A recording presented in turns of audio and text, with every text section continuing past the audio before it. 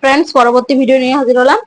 পরবর্তী ভিডিওতে আমরা পড়বো 5 ফ্যাক্টর রিলেটেড টু লেবার, অর্থাৎ লেবারে যে 5 ফ্যাক্টর সম্পর্কিত, সেই 5 ফ্যাক্টরের নাম হলো passenger, passage way, power, position, psychologic response. এরপর আমরা দেখব false false labour pain. False labour pain হচ্ছে confined to the lower abdomen and groin.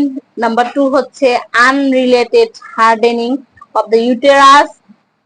Number 3 without effacement and dilatation of cervix. অর্থাৎ ফলস লেবার পেন হলে কি কি হবে। তারপর নাম্বার 4 হচ্ছে রিলিফ বাই কলম দিয়ে দেখা যায়। নাম্বার 4 হচ্ছে relief by enema and administration of sedative. অর্থাৎ ফলস লেবার পেনে কিন্তু যদি এনিমা এবং সেডেটিভ দেওয়া হয়, অ্যাডমিনিস্টার করা হয়, সেক্ষেত্রে কিন্তু এটা দূর হবে, ব্যথা চলে যাবে। এরপর কি ছোট কথায় লিখছি type of labour pain, true labour pain আর একটা ফলস লেবার পেন। এবার এদিকে লিখছি ট্রু লেবার পেনে কি কি হবে। হ্যাঁ, পেইনফুল ইউটেরিন কন্ট্রাকশন। এখানে কিন্তু একটা কথা বলে রাখি, ট্রু লেবার পেনে কি হবে, ফলস লেবার পেনে কি হবে, এটা খুবই গুরুত্বপূর্ণ। পেইনফুল ইউটেরিন কন্ট্রাকশন হবে ট্রু লেবার পেনে।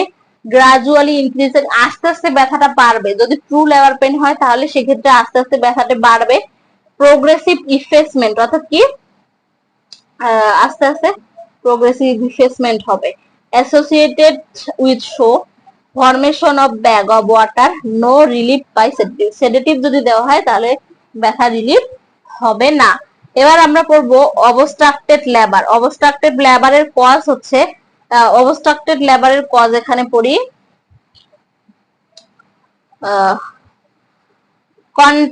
Contraction or deformity bony pelvis, cause pelvis tumours, uterine fibroids. অর্থাৎ কি জরায়ুতে ফাইব্রয়েড যদি অবস্ট্রাক্টেড লেবার হয়, হ্যাঁ, পেলভিস টিউমার, ইউটেরিন ফাইব্রয়েড হতে পারে, ওভারিয়ান টিউমার হতে পারে, পেলভিক কিডনি হতে পারে, আর কি স্টেনোসিস অফ দা সার্ভিক্স হতে পারে। Stenosis of the cervix. এবার হচ্ছে পড়বো এখানে, হ্যাঁ, ফিটালের কি হতে পারে। এগুলো তো ম্যাটারনাল গেল। এবার আমরা ফিটালের কি কি সমস্যা হতে পারে অবস্ট্রাক্টেড লেবারে সেগুলো দেখবো। ফিটালের হতে পারে লার্জ ফিটাস, ফিটাস বড় হতে পারে, হ্যাঁ, ম্যাল প্রেজেন্টেশন, ম্যাল পজিশন ভালো থাকবে না। ব্রাউ প্রেজেন্টেশন, আমরা ব্রাউ কপাল পাবো, হ্যাঁ, শোল্ডার পাবো, কাট পাবো। কম্পাউন্ড প্রেজেন্টেশন হতে পারে, লক টুইন্স, অনেক সময় যে জোড়া লাগা টুইন্স বেবি গুলো যে হয় সেটা হতে পারে। হ্যাঁ, এবার হচ্ছে কম্বাইন্ড কি, এদিকে পড়ি কম্বাইন্ড। আচ্ছা, এটা পড়ি, এটা indication of induction of labour. হ্যাঁ, কখন যে আমাদের লেবার ইন্ডাকশন করতে হবে সেটা। ফিটালের পজিশন, ফিটালের অবস্থাটা আগে দেখি। ফিটাল হচ্ছে পোস্ট ম্যাচুরিটি যদি হয় সেক্ষেত্রে ইন্ডাকশন অফ লেবার করতে হবে। আনএক্সপ্লেনেড আইইউডি অর্থাৎ ইন্টারইউটেরিন ডেথ যদি হয়, ডায়াবেটিস মেলাটাস, আইইউজিআর মানে কি ইন্টারইউটেরিন গ্রোথ রিটার্ডেশন হলে, আর ইজ ইমিউনাইজেশন অর্থাৎ আর একটা কি আনস্টেবল লাইফ। এরপরে ম্যাটারনাল কি সমস্যা হলে আমরা indication of induction of labour করব, তখন হচ্ছে লেবার করতে হবে, ইন্ডাকশন অফ লেবার করতে হবে। তখন হচ্ছে কি মিক্লামশিয়া যদি হয়, প্রি ইক্লামশিয়া, ইন্টারইউটেরিন ডেথ অফ ফিটাস যদি মায়ের পেটে বাচ্চা মারা যায়, পলি অথবা অলিগোহাইড্রোমিউস, খুব স্বল্প কথায় লিখেছি, ক্রনিক হাইড্রোমিউস, এপিএইচ, অ্যান্টিপার্টাম হিমোরেজ। এপিএইচ মানে কি অ্যান্টিপার্টাম হিমোরেজ, হলো কনজেনিটাল ম্যালফরমেশন। এরপরে আমি এখানে যে বিষয়টি কম লিখছি সেটা হচ্ছে কি কন্ট্রাইন্ডিকেশন লিখছি। কন্ট্রাইন্ডিকেশন গুলো পড়ি। Contracted pelvis, CPD, cephalopelvic disproportion. CPD মানে cephalopelvic disproportion, transverse lie, oblique lie, breech presentation, previous caesarean section, elderly primary gravida অর্থাৎ পূর্বে যদি তারপর কি হার্ট ডিজিজ হতে হলে, high risk pregnancy, pelvic tumour, history, previous hysterectomy, umbilical cord prolapsus, cervical carcinoma.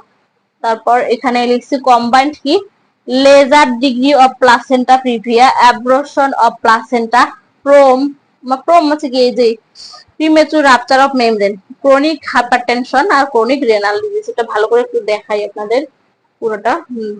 এই যে এবার আমরা নেক্সট পেজে চলে যাই।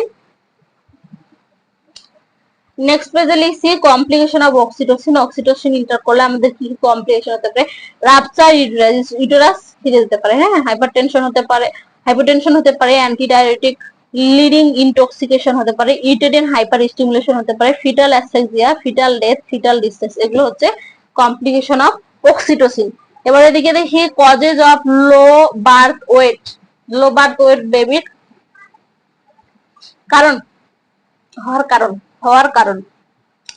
এক নম্বর লিখছি ম্যাটারনাল ম্যালনিউট্রিশন, 2 নম্বর ইন্ট্রাইউটেরিন ইনফেকশন, 3 নম্বর প্লাসেন্টাল ডাইসফাংশন, 4 নম্বর হার্ট ডিজিজ অথবা টিউবারকুলোসিস, 5 নম্বর রেনাল ডিজিজ অথবা ব্রঙ্কিয়াল অ্যাসমা, 6 নম্বর জেনেটিক অথবা chromosomal disorder, 7 number twin pregnancy or teenage pregnancy, 8 number tobacco smoking or irradiation. এগুলো হচ্ছে কজেস অফ এলবিডি গুলো, এগুলো অবশ্যই আপনাদের করতে হবে। এবার এদিকে দেখি কি লিখছি, causes of puerperal sepsis, puerperal সেপসিসের কজ গুলো লিখছি। কজ হচ্ছে অ্যারোবিক, অ্যানারোবিক, এভাবে লিখছি আমি। অ্যারোবিক হতে পারে ইকোলাই, হিস্ট্রেপ্টোককাস পায়োজেন্স এবি, গেসাফালোককাস এউরিয়াস এবি মানে গেস্ট্রেপ্টোককাস পায়োজেন এ অথবা স্ট্রেপ্টোককাস পায়োজেন বি, এরকম। ক্লেপসিলা সিডোমোনাস, অল্প কথায়। অ্যানারোবিক কি ব্যাকটেরিওটস, ক্লোস্ট্রিডিয়াম ওয়েলসি, ক্লোস্ট্রিডিয়াম টিটানি, এগুলো কি অ্যানারোবিক এর কারণে ওই যে পিউরপেরাল সেপসিসের কজ এগুলো। এবার আমরা নিচে লিখছি কি কমপ্লিকেশন অফ ওমফালোসিল, ওমফালোসিল হলে যে কমপ্লিকেশন অথবা জটিলতা হয়, রাপচার অফ স্যাক, স্যাক থেকে যেতে পারে, ইভিসারেশন অফ বাউল লুপ, তারপর 3 নম্বরে সেপসিস, তারপর 5 নম্বরে হাইপোথার্মিয়া, 6 নম্বরে 4 নম্বরে হাইপোথার্মিয়া, 5 নম্বরে হাইপোভলেমিয়া। এবার এদিকে পড়ি সাইড ইফেক্ট অফ ফটোথেরাপি, ফটোথেরাপির সাইড ইফেক্ট কি কি হয়। ইমিডিয়েট একটা সাইড ইফেক্ট হয়, একটা লেট সাইড ইফেক্ট হয়। ইমিডিয়েট সাইড ইফেক্ট হচ্ছে লুজ গ্রিন স্টুল হবে, ডিহাইড্রেশন হবে, হাইপারথার্মিয়া হবে, ইরিটেবিলিটি হবে, স্কিন র্যাশ হবে, ব্রোনজি বেবি সিনড্রোম হবে, আর রেটিনাল ড্যামেজ আর আই ইনজুরি হতে পারে। লেট কি হতে পারে, damage intracellular DNA, disturbance future sex behaviour. আর নার্সের কি হতে পারে, হেডএক এবং রিডিনেস হতে পারে, নার্সের সমস্যা। এগুলো লোকাল অ্যানেস্থেসিয়া গুলোর নাম আমি এখানে শর্ট করে লিখছি, সেগুলো হচ্ছে নাম্বার 1 এক্সাইলোকেন, কোকেন, প্রোকেন, টেট্রাকেন, বিটাকেন, বেনজোকেন, ইউরেন্ডাল ব্লক। হ্যাঁ, এটা অবশ্যই গুরুত্বপূর্ণ, আপনারা পড়ে নেবেন, এটা দেখেন ভালো করে। এবার দিকে লিখছি জেনারেল অ্যানেস্থেসিয়া গুলোর নাম, হ্যাঁ অ্যানেস্থেটিক্স এর নাম, অ্যানেস্থেসিয়া না অ্যানেস্থেটিকের নাম। নাইট্রাস অক্সাইড, হ্যাঁ nitrous oxide, ethylene, cyclopropanes, halothane, chloroform, thiopental sodium, ketamine, hexobarbitone, vinyl ether, steroidal. এটা ভালো করে একবার দেখাই আপনাদের পুরোটাই। এই যে এবার আমরা নেক্সট পেজে চলে যাই, তাড়াতাড়ি শেষ করে দিতে হবে। এদিকে হ্যাঁ এখানে লিখছি ইন্ডিকেশন অফ সিজারিয়ান সেকশন, আমরা কখন সিজার করব আর কি। হ্যাঁ caesarean section, lower uterine caesarean section করব। সিপিডি মানে কি সেফালোপেলভিক ডিসপ্রপোর্শন হলে, সিপিপি, তারপর হচ্ছে পেলভিক মাস কজিং অবস্ট্রাকশন অথবা ব্রড লিগামেন্ট অথবা সার্ভাইকাল ফাইব্রয়েড হলে, advance CA cervix, vaginal obstruction, atresia obstruction যদি হয়, প্রিভিয়াস টু সিজারিয়ান সেকশন হলে অবশ্যই ইন্ডিকেশন অফ সিজারিয়ান সেকশন।